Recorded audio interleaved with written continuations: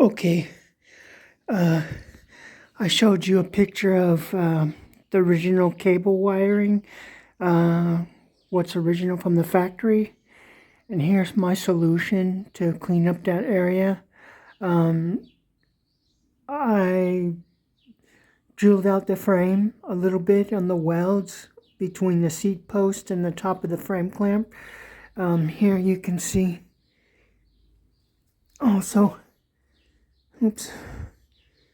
Here you can see also that I've drilled out the frame here a little bit where the weld seam was. And here on this side, you can see where I fished the cables through the frame clamp and then go up to the main wiring harness. And then on the side here, the cable follows down and clamps into the connector for the handlebar switches. What I have to do is unpin the connector, fish it through here. You can see I still have to do it here. I have to unpin this connector, fish the cable through the hole here in the frame, and then fish it up through here like I did on this side, and then route it on the backbone between the tanks, and then it will connect in on the right side. On the right side connector here for the handlebar switches, and then that will be done, and that will tidy up. This cable does have to wrap around a little bit, but it's not as thick as all the complete cables. And what that does is that helps clean up the area around the top of where the oil tank fits and the battery box. Also, if you ever have to take the motor in and out, it really makes it a lot easier without all those cables in the way. I found that in the end, it makes for a better looking solution to what the factory did. And if you ever have to take the wiring harness off, most people just clip the wires. It's not that big of a deal to take the pins out of the connector and fish it back through. It takes a little bit of doing, but it's not the end of the world. But anyway, I'll show you an updated continuation of the video after I get done. Okay. Talk to you soon.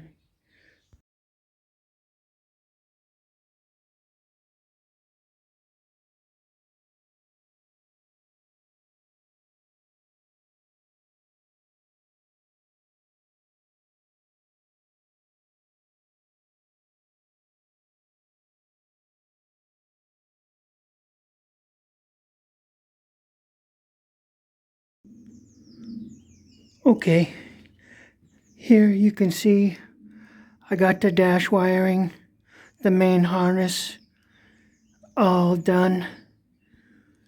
Both switch housing cables connected, both left and right here on the right side. And here's where the cables fish through the frame. And here you can see where the cables enter the frame here, and tidy up this area where the cables would have wrapped around.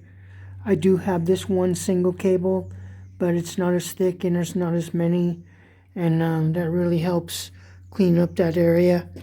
And when it comes time to take the oil tank or take the motor out, you're not fighting with all those cables in the way. Yeah, the rest of the wiring harness, I have to wait till the rear fender is in to mount the connection block behind the fender. And these cables that are hanging down here, they go to the starter relay switch, the oil pressure switch, and the neutral switch. I do also have later one cable coming from the points that will come up the frame here, up the seat post, and then over to here where the coil mounts to the bracket here. And that's pretty much the end of the wiring. The cables from the rear blinkers are here. And then there's also two cables would come back to the tail light, brake light and service light, brake light and running light. So that's pretty much it on the electrics. It's a really straightforward thing, and glad that I got it done. So later it's just a breeze to put everything back in. Then of course you got to test to make sure everything's working right. But I'm pretty sure I got it right. Okay, that's all for this video. Like I said, on Wednesday I'll be taking this stuff to the powder coater, what does black wrinkle finish, and then when I get these parts back, I can start assembling the motor and putting the transmission in. Here the transmission is mostly ready to go. I'm just waiting on the top cover, the top case cover, and here's the cam cover and some other parts, the dash cover, and those parts will be going on when I get the paint done. Okay. Moving right along. I'm really happy with the way this is going. Not bad for the first week of assembly. Okay. Catch y'all on the next one. Talk to you later. Bye-bye.